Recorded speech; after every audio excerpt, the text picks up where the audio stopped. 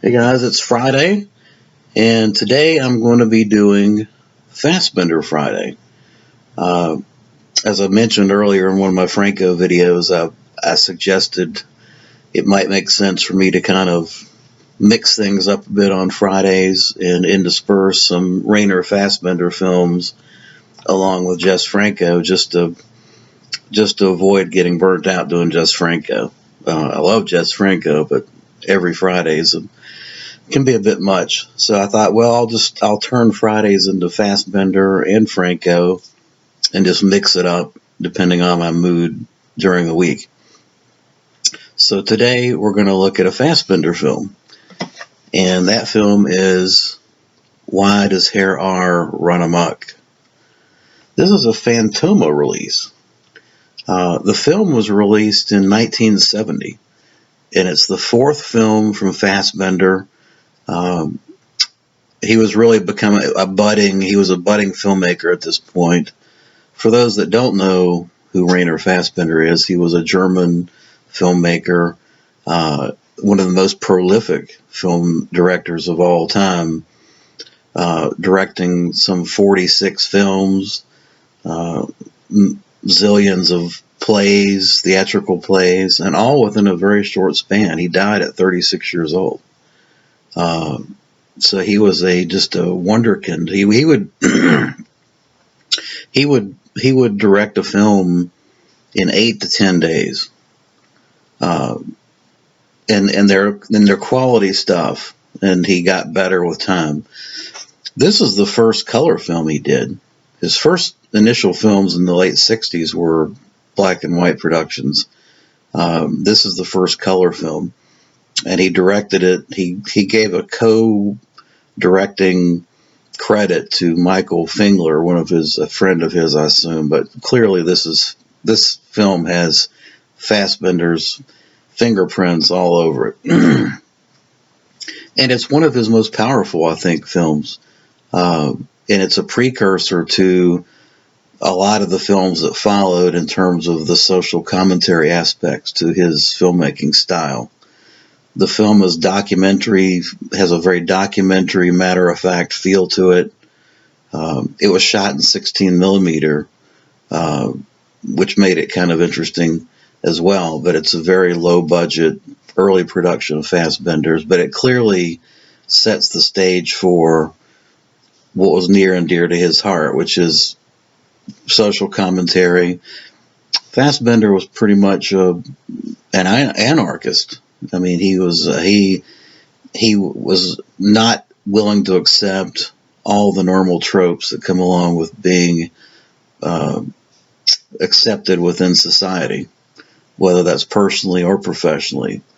And he was pretty much banned in Germany. He had to leave Germany at points in his career and live in France. And I think he spent some time even in New York just because he was so controversial. Which is kind of ironic because his films are not, we're not talking about Texas Chainsaw Massacre or Pieces or things like that. We're talking about social drama. But the way he does it and the points he's trying to make in these films, I think, are uncomfortable for people, quite frankly. And this film is a great example of this. So you have Kurt Raab playing himself, essentially, at least by name. Kurt is his name. And Kurt is a kind of a draftsman architect. He's got a white-collar job. He works in an office setting. He has a wife and a kid. He is your typical, for Americans and for most people, he's your typical societal image of what a grown man should be. He's punctual to work. He's got a professional job. But underneath all that is some issues.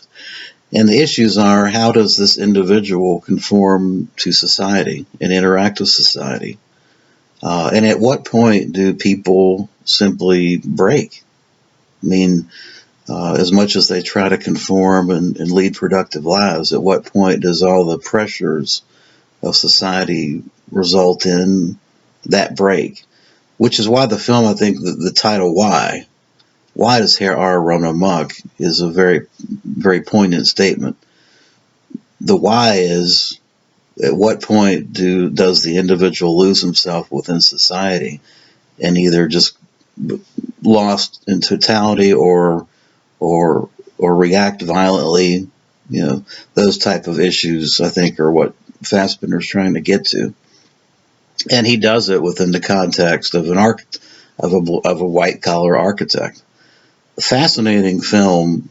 Many people watch this and say, "Well, it's like watching paint dry," but I think they're missing the point. And for those of you that have spent any time at all, say, in a professional job in an office where the only sound you hear for maybe 6 to 8 hours is keyboards clicking and coffee being poured, and that whole kind of mausoleum or church-like atmosphere where in some instances you don't talk to people for hours,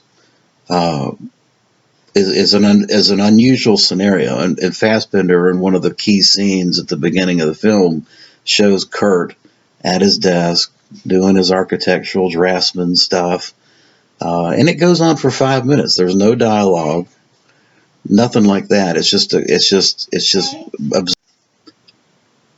so there's long tracking shots of Kurt Robb at this office doing his draftsman work. There's a lady at the typewriter typing away, and the scene goes on for 5 minutes. No dialogue, just them watching people work, and it gives you the context of what it's like to be in an office setting for where you really sometimes you don't talk to people at all. And the impact on that on the individual, is that a for the individual, is that a setting that's healthy and normal, or is it an aberration that can cause a person to lose himself over time? These are questions I think that Fassbinder raises when in this film. Kurt Robb's also got a wife and a small child, and of course his day at work transitions to the demands of home life with a wife that stays at home, doesn't work, and looks to depend on Kurt 100% for support. And then you've got family dynamics going on here with Kurt's family, and you have a succession of what I call intensification of humbling events. Maybe not embarrassing, but humbling events. Social jabs at Kurt. Why can't you get a promotion? Why are you stuck in this job? Why are you socially awkward? These are things coming from relatives and family members, etc. Why can't you make more money? Those type of things. So the intensification of those things and the demands on society of the individual is what this film was talking about. It's a fascinating film that warrants repeat viewings, and I consider it an 8 out of 10 film. Along with that is there's a 12-minute interview with one of the cameramen that worked with Fassbinder. I think he did like 18 films with Fassbinder. So that's an interest, and his take on Fassbinder the person versus the director is interesting, obviously, because he worked with him closely. Kurt Robb is outstanding in this. I don't think anyone else could have done a better job than he did as an individual that's at the breaking point. But on the surface, here's a guy successful, white collar job, but he's slowly reaching his breaking point. Great stuff, and I think this one if you're kind of new to Fassbinder and you want to kind of try them out, I would recommend maybe doing The Merchant of Four Seasons first, or this film. If you're a horror fan, I think you'll appreciate this film a little bit more than, say, some of his other films. The other recommendation I can give you if you're more of a horror person is Tenderness of the Wolves, which is an outstanding film, which also stars Kurt Robb. So yeah, that's Why Does Herr Run Amok? I think I picked this up from Amazon for $15. There's a little insert booklet that talks about the film. Very, very enlightening write-up about the film from a guy that's a Fassbinder scholar. But yeah, give Rainer Fassbinder's films a try, and you can certainly do worse. I think this film, in many ways, symbolizes a lot of the things that you'll see in other Fassbinder films, and it also has just kind of a disturbing element to it. So, highly recommended. At any rate, that's going to wrap up Fassbinder Fridays. Thanks for watching.